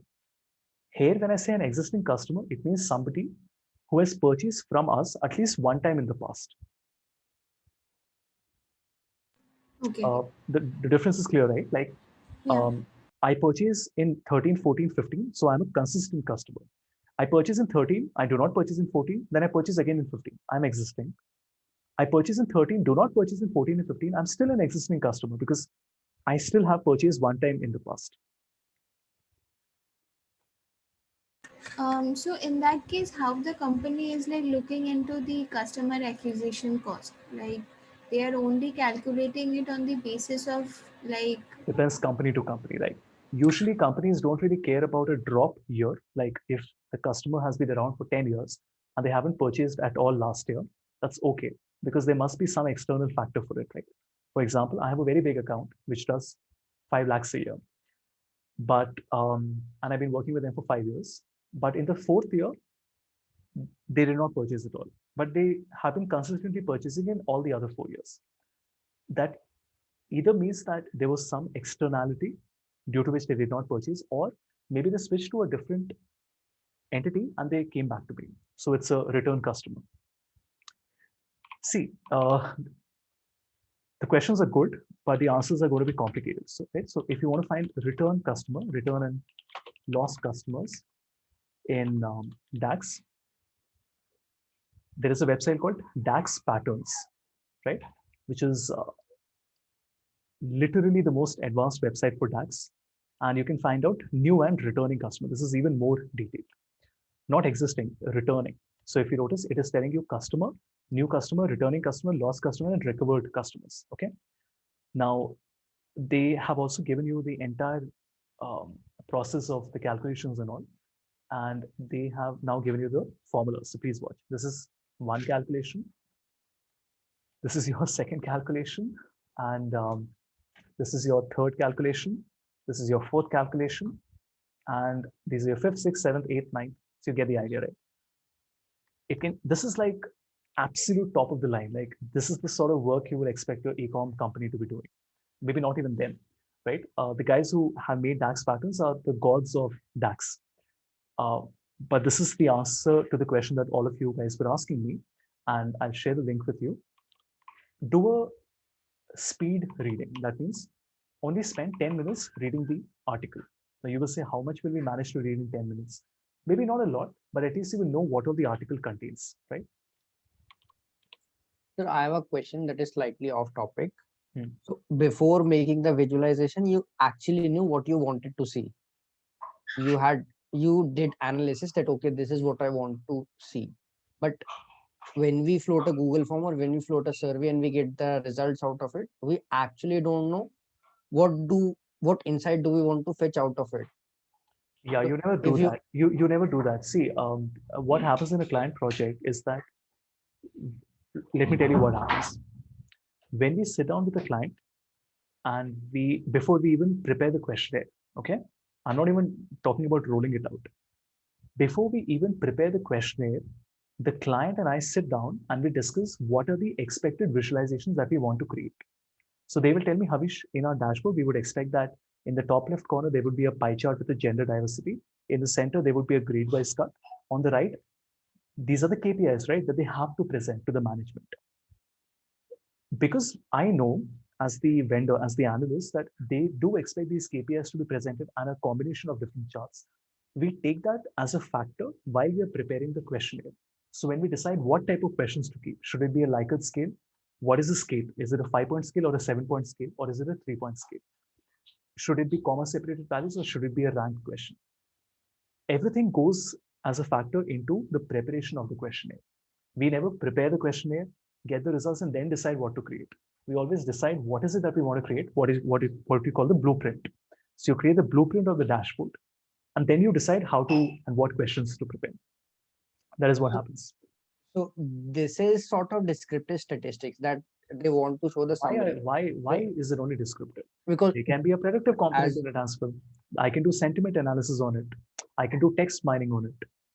exactly. So first you decide that you want to do a sentiment analysis and then you design the you do. questionnaire. Of course we do. Oh, We will not do a project and suddenly see, oh, I think this data is good. I think I should do a sentiment. Of course not.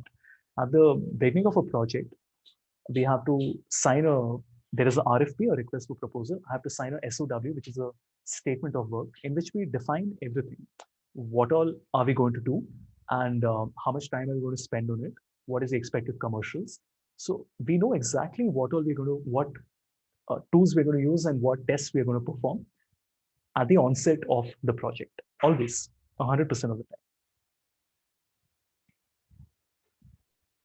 right, sir.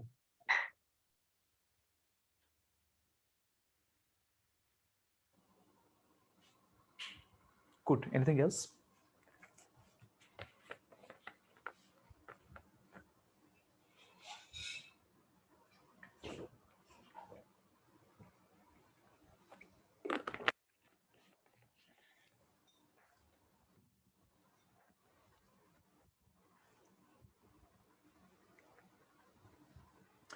See, DAX is something you have to learn parallelly. Data visualization, Power Query for ETL, and DAX will go parallelly. But take your time. There is no rush. It's not that the market has hundreds of people who know how to work on DAX. While DAX has been around for 10, 11 years in Power Pivot, it's only now that people have started to work on it.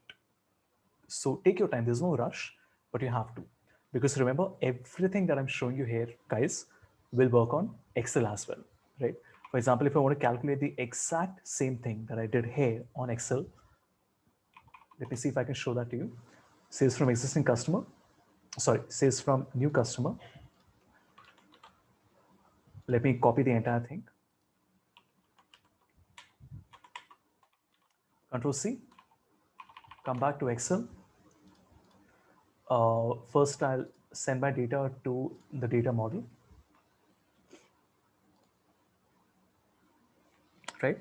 Once I've added it to the data model, we should be able to make a pivot table, and then we should be able to go to Power Pivot, measure, new measure, and basically put this entire measure here.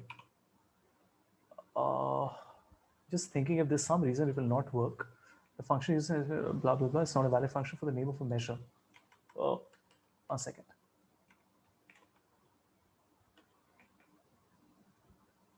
Oh yeah, because hold on. My table has to be called sales. My mistake. Table design, sales, insert pivot table, data model. Okay, let's put the order date in rows. Oh, what else could go wrong here? The function used in this expression not a valid function or the name of a measure. Sales order date. Yeah, actually what will happen is that here the grouping will become different because here it is called order date year and order date quarter. Anyway, my point is that with a little bit of fixing, I would be able to run the same thing on Excel as well, right? So it's not a question of whether you guys will work with a company that works on Power BI and does data visualization. I'm not even referring to data visualization right now. I'm referring to marketing analytics. So if you want to work in digital marketing and in marketing analytics, you have to know all this. There's no other choice, right? How else will you calculate new and existing customers? The only way to, of course, you're not going to do it manually on Excel, right? What do you think? There's a wonderful tool somewhere that will just allow you to click on a few buttons and get the results. Yes, there is, which is Power BI. But at the same time, if you want to customize it, you will have to know at least how much to change inside it, right? So don't be worried. Take your time. I mean, there's no rush. My only suggestion is at least start learning a little bit, at least in next week, you should know what is var, which is a variable. Then one by one, you can go through all the functions, right? And slowly it will all start to add up, right? And then once you look at something like this, oh, this is how we have done this.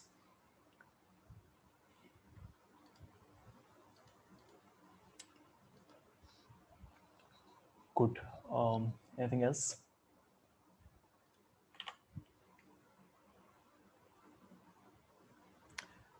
All right, so today we have done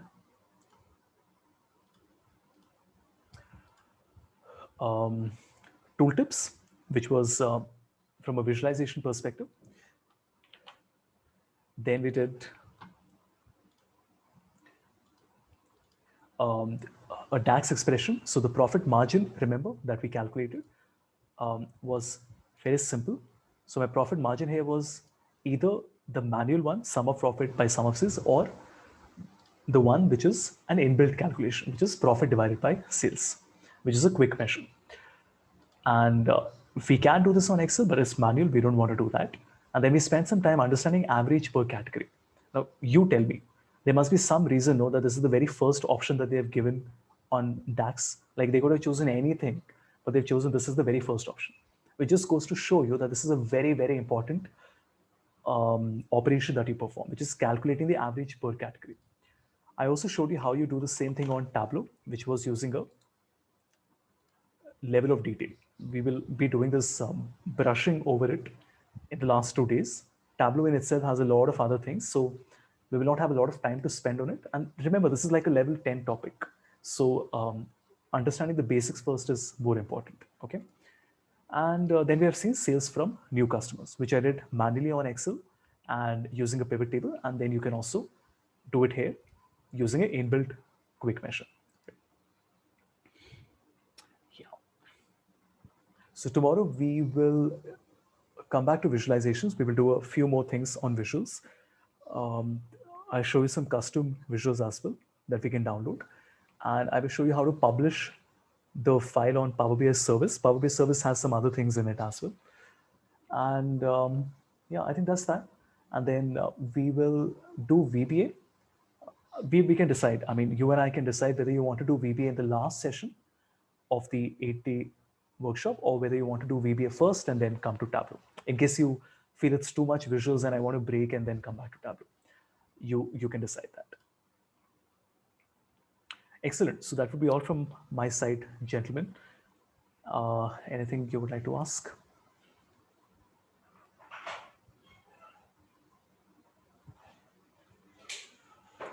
All good? All right. So, Tanya, anything you would like to mention? So thank you.